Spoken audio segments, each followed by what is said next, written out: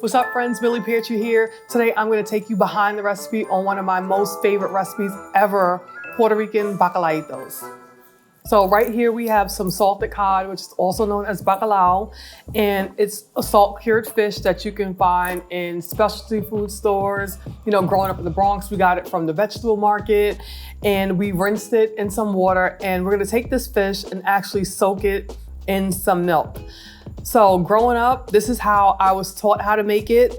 I am not Puerto Rican, but I am from the Bronx, and this is the way my neighbor Lonnie showed me how to make it. This is very traditional to the way she made it. And what the milk does, it actually breaks down the fish and it takes out some of the saltiness. This is very salty. So a lot of these steps you cannot omit. Often I say in a lot of my recipes, like, oh, well, maybe you don't have to do this, maybe you don't have to do that. But it is very important that you actually have to soak this fish. So if you're lactose intolerant, you can totally skip this. Maybe we'll do some water with some lemon juice or something like that, but you cannot omit this unless you're gonna have a salty fritter.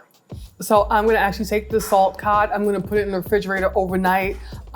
Salted bacalao has such a deep-rooted history, but I chatted with my friend Maricel, and she's a food historian, and she's gonna tell you all about the history of bacalao in Puerto Rico.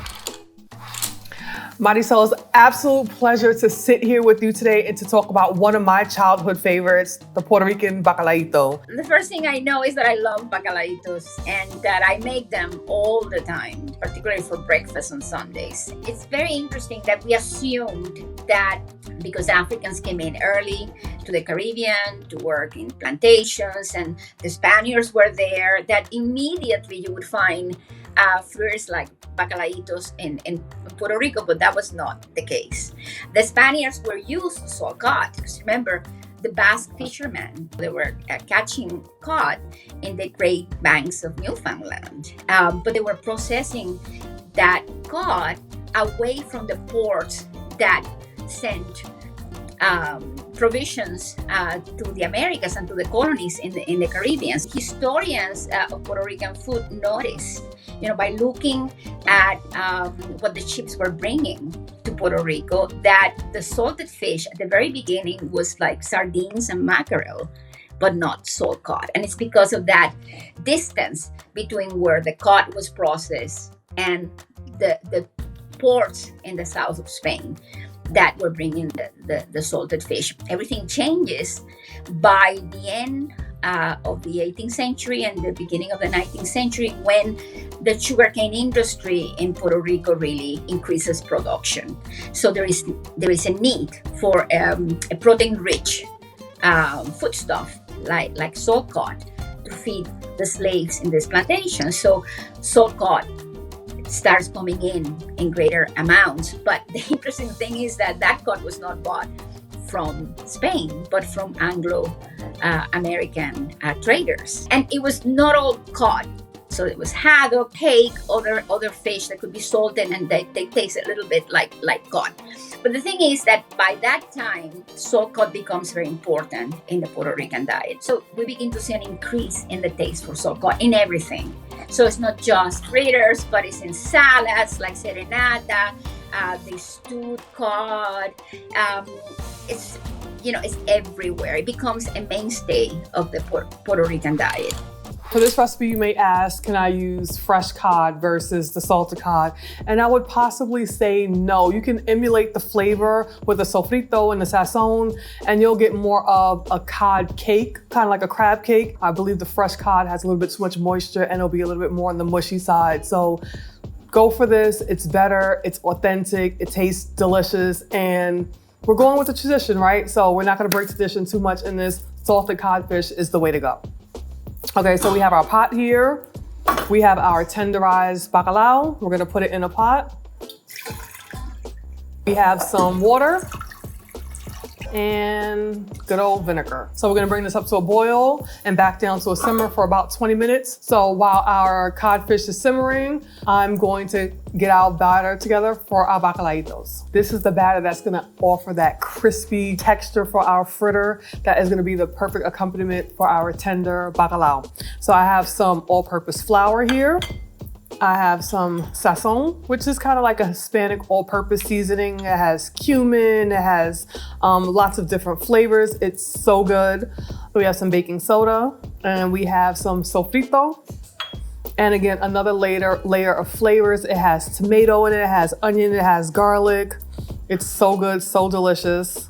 I have some red bell peppers, and this is optional. I have some cilantro and parsley. And believe it or not, I recently found out from our food historian, Maricel, that cilantro isn't traditional. It's more of a new age thing. They actually use parsley. So herbs and peppers are something that are a little bit more new, but I feel like it adds so much flavor to it. And that's the beautiful thing about recipes. It's like you kind of adapt it to the way you like it. And this is very traditional, the way my neighbor growing up, Lonnie, used to make her bacalaítos.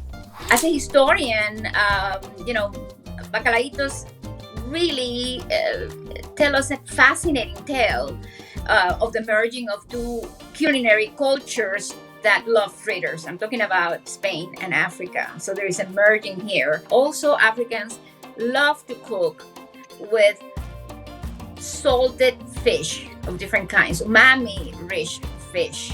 The Spaniards, they had fritters, and they were made very simply. A little bit of flour and water. The Romans had fritters. The Sephardic Jews had fritters. The Islamic cooks, that settled in the south of Spain made fritters. And we see, a long tradition of making all kinds of things, with just very simple batters of flour and water. And even today, the Spaniards eat salt-cut fritters that are called buñuelos. So now that our fish has boiled in our water, vinegar, and milk mixture, we're gonna take our liquid, we're gonna drain it into a colander, and we're gonna reserve some of this liquid as well, because that's gonna be part of our fritter batter. Okay, so now that I have my fish here, just gonna break it up a little bit more. And this is where you can leave it as chunky, or you can mince it up as fine as you would like. Beautiful thing about this, it has no bones, so you don't have to worry about that. And as you see, if this was fresh fish, it'll be mushy. This still has texture to it. So now I'm gonna take some of our reserved cooking liquid as well as some fresh water, and we're gonna incorporate it into our dry mixture, and then we're gonna get our fritter batter going. The first time I had bacalaítos was from my neighbor in the Bronx, Lonnie, and every Saturday morning she used to sell them. And she used to yell out of her first floor apartment window, "Se vende bacalaítos," which means I'm selling codfish fritters.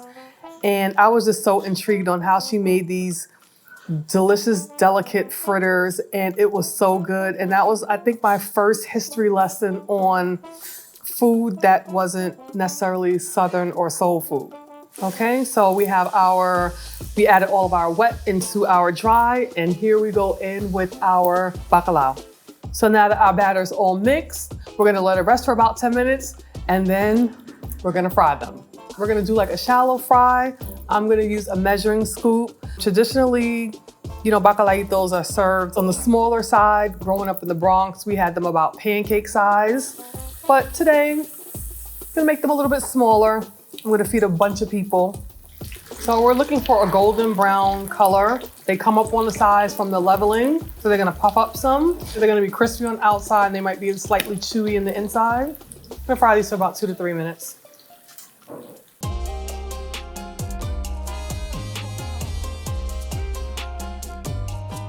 This is one of my favorite recipes with one of my favorite people in real life. This is César. He works here at Food 52, resident Puerto Rican. Resident Puerto Rican. We have talked about this recipe so many times, and he has actually tested many of my recipes. And I said, who else would be able to give me their seal of approval? Because he's gonna give it to you real now. He's not gonna do it because he works here, because he doesn't work for me. So therefore, he's gonna give it to you the way he needs to. He's gonna keep it a bean with you. But traditionally, the way we eat bacalaítos, we're gonna get a paper towel. We're just gonna do the whole thing. Grab me one, come on. Yeah, this could get greasy. We're gonna get greasy. So it's a street food. I grew up eating them in the Bronx, and you're just gonna let me know. I know it's not traditional. I like hot sauce on mine. Okay. What do you eat with yours? We do a kind of hot sauce. We do a pique. Okay. I made our good friend Dan Pelosi a pique. Oh, I love Dan. When I made mofongo with him, so okay. I'm gonna keep it. You're gonna keep it? I'm gonna let you know. Okay. Yep. You wanna keep it a buck, right? I'm gonna keep it 100. All right. Ready? All right, let's go into it. You really get the bacalao flavor, which is important. I feel like a lot of times with a bacalaito, it's like a whisper of fish. Okay. This, you know, this is fish in there. Right, and I taste the cilantro. I taste the sofrito. I taste the I taste everything in here, like the codfish, and it's just light and it's good and it's the perfect block party food. Yeah, my favorite part's the little peppers, actually. When you get that little pop of the pepper. Well done. You guys, oh come on, well done. You better come on. I know that's right. So I want to thank you guys for coming behind the recipe with us and learning the history of Puerto Rican bacalaitos. And I'm hoping that you like, share, and actually make this recipe, and you can find this recipe on Food 52.